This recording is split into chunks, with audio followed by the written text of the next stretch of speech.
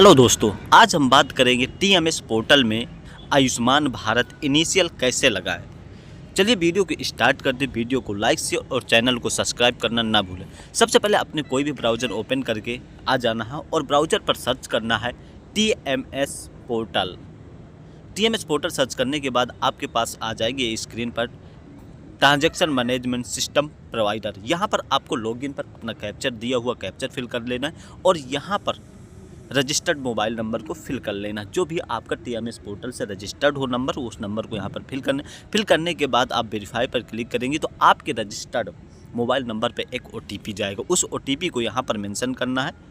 जैसे कि मैं यहाँ पर ओटीपी अपना फिल कर देता हूँ। ठीक है, ओटीपी फिल करने के बाद आपको दिया हुआ कैप्चर को सेम उसी तरह फिल कर देना है। ठीक, कैप्चर फिल करने के बाद आपको लॉगिन पर क्लिक करना है। जैसे कि यहाँ पर मैंने अपना कैप्चर एक बार मैंने गलत कर दिया है, तो यहाँ पर आपको कोई दिक्कत नहीं, फिर से अपना कैप्चर फिल कर सकते हैं। जैसे कि यहाँ पर मैंने फिल कर रहा हूँ। ठीक है, फिल करने के बाद आप जैसे भी लॉगिन पर क्लिक करेंगे आप अपने डेस्कटॉप पे आ जाएंगे, आपके डैशबोर्ड पोर्टल पे ओपन हो जाएंगे। यहाँ पर जो भी आपके पेशेंट होंगे सारे आपके पेशेंट दिखाई देंगे। यहाँ पर देखो मेरे पर pre authorisation to be submitted में कितने पेशेंट हैं, 2 पेशेंट।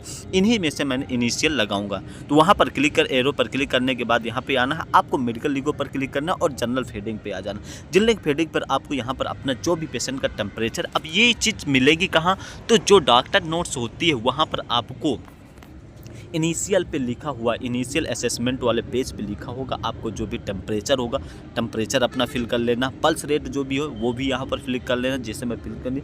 और दिए हुए जो पेशेंट है आपका, उसका आपको हाइट आपको सिलेक्ट कर लेना है और वेट आपको यहाँ पर फिल कर लेना। फिल करने के बाद यहाँ पर आपको अगर साइनोसिस है पेशेंट को तो एस करेंगे, नहीं तो नो करेंगे। ठीक, पैलर है तो एस करेंगे, नहीं नो करेंगे। ठीक है, मालूम है यहाँ पर मैंने सारा नो कर दिया क्योंकि मेरे पेशेंट में जो है ये सारी कोई भी नहीं है। और सेव पर क्लिक करते हैं। ठीक, सेव पर क्लिक करने के बाद आप आते हैं आपके फैमिली हिस्ट्री पर। ठीक, यहाँ पर मैं क्लिक करता फैमिली हिस्ट्री पर। यहाँ पर अगर डायबिटीज़ है पेशेंट को तो आप सेल्फ करेंगे, नहीं नॉन है तो नॉन है। हाइपरटेंशन है, नहीं है। हार्ट डिजीज़ है, नहीं है। स्ट्रोक है तो नन होगा। कैंसर है तो नन होगा। अगर कैंसर है तो सेल्फ करेंगे, नहीं है। ट्यूबरकुलोसिस है, नहीं है मेरे पेशेंट को तो नो किया। अस्थमा है, नहीं है तो नन किया। ठीक, नन करने के बाद सेव बटन पर क्लिक करें। क्लिक करने के बाद आते हैं पर्सनल हिस्ट्री। सबसे इम्पोर्टेंट है पर्सनल हिस्ट्री। यहाँ पर वो तो बेसिक चीज़ें होती है, पर्सनल हिस्ट्री पे आता है क्या क्या चीज़ यहाँ पर फिल करना, उसके बारे में हम बात कर लेते हैं। ठीक, डाइट है हमारी नॉर्मल, जो भी पेशेंट की आपकी डाइट है नॉर्मल है तो नॉर्मल है। न्यूट्रिशन है नॉर्मल है। एप्टीट्यूड हमारा नॉर्मल है। बाउल्स हमारे क्या है, नॉर्मल ही है। एलर्जी हमारे पेशेंट को है, नहीं तो नो क्लिक करेंगे, अगर है तो एस करेंगे। हाइपेटाइटिस एडिशन है तो एस करेंगे, नहीं नो करेंगे। इस पर क्लिक किया, सेव बटन पर क्लिक करते हैं। क्लिक करने के बाद अगला आपका आता है एडमिशन सबमिशन इन्फॉर्मेशन। यहाँ पर आप क्लिक करेंगे। क्लिक करने के बाद यहाँ पर वो डेट डालना है, आपको इतना याद रखना है जो एडमिशन करते टाइम आपकी डेट है। ठीक है, वही टाइम डालना। अगर अन्यथा आपने गलत डाला और आपके आईसीपी में टाइम दूसरा पड़ा तो आपको ये क्वेरी आपकी आ जाएगी। ठीक है, तो ये ऐसी कोई भी गलती नहीं करना। ठीक है, वहाँ पर फिल करने के बाद यहाँ पर अपना जैसा मैं फिल कर लेता हूँ, जो भी मेरा डेटा टाइम है यहाँ पर सिलेक्ट किया और यहाँ पर मैं अपना टाइम आपको सिलेक्ट करके दिखा देता हूँ। ठीक, ये सिलेक्ट किया और यहाँ पर AM है या PM है मेरा और ये है। अगर पेशेंट को मेडिकल लीगल का मतलब समझते हैं, अगर एक्सीडेंटल कोई भी है तो मेडिकल लीगल होता, अगर वो है तो एस करेंगे, नहीं नो करेंगे और यहाँ पर सेव कर। अब प्लान्ड और इमरजेंसी 2 चीज़ होता है। अगर पहले तो पेशेंट हमारा इमरजेंसी ही एडमिट होता है, प्लान्ड है नहीं। ठीक है, तो यहाँ पर आपको देखो कुछ चीज़ें यहाँ पर आपको आता है एडमिशन, आपको डायग्नोसिस, जो आपकी डॉक्टर आपके इनिशियल पर लिखा वो आपको यहाँ पर सर्च करना है। ठीक है, ये सारे कोर्स में एक वीडियो अपलोड भी कर चुका हूँ, उसको डिस्क्रिप्शन बॉक्स पर लिंक भी दे दूँगा कि आपको ये कैसे पता चले कि कौन सा क्या है। सिर्फ कोड डाल के आप यहाँ से सर्च कर सकते। देखिए मैं कुछ चीज़ें यहाँ पर सर्च करता हूँ, सर्च होके आ नहीं रहा। ठीक, आपको लाइव दिखाता हूँ। ठीक, तो कभी कभी होता तो आप कोड से इजली उस बीमारी का पूरा चेक रिव्यू जो होता है वो आप यहाँ से सर्च कर सकते हैं। ठीक, तो ये चीज़ें ये देखो यहाँ पर आ नहीं रहा। ठीक, सारी चीज़ें यहाँ पर आपको दिखा दे।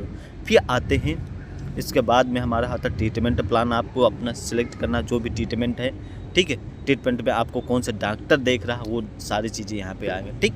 जैसे कि यहाँ पर मैंने सारी चीज़ें फिल कर दिया, देखो डायग्नोसिस मैंने अपने सारे फिल कर दिया। फिल करने के बाद सारी चीज़ें देखो यहाँ पर, अब देखो ये चीज़ें मेरी जो है, ये देखो कोड डायग्नोसिस कोड है, ये कोड डालेंगे आपका ऑटोमेटिक जो आपका डिजीज़ है वो ले लेता है। और प्राइमरी है, सेकेंडरी है, पहला है, ठीक। फिर आता है ट्रीटमेंट प्लान पे। तो ट्रीटमेंट प्लान पे आपको हमेशा कैसे फिल करना है, पहले जनरल मेडिसिन लेना है, ठीक है। फिर जनरल मेडिसिन लेने के बाद सारा इस पे एक एक चीज़ आता है, ठीक। और कैसे इसके बारे में एक वीडियो डिस्क्राइब करके लेकर आएंगे, उस पर भी सारी बात करेंगे, ठीक। अब इन्वेस्टिगेशन में सारे ऑल डॉक्यूमेंट्स आपको अपलोड करना है, जो जो आप दिए हैं, जो जो आपके पेशेंट को हुआ है। जैसे कि यहाँ पर मैंने सारी चीज़ें एक एक चीज़ डिस्क्लेम किया। देखो ये मेरी सारी रिपोर्ट है, इन्वेस्टिगेशन एक पे ही अपलोड करना है, इतना बात याद रखना है, ठीक है।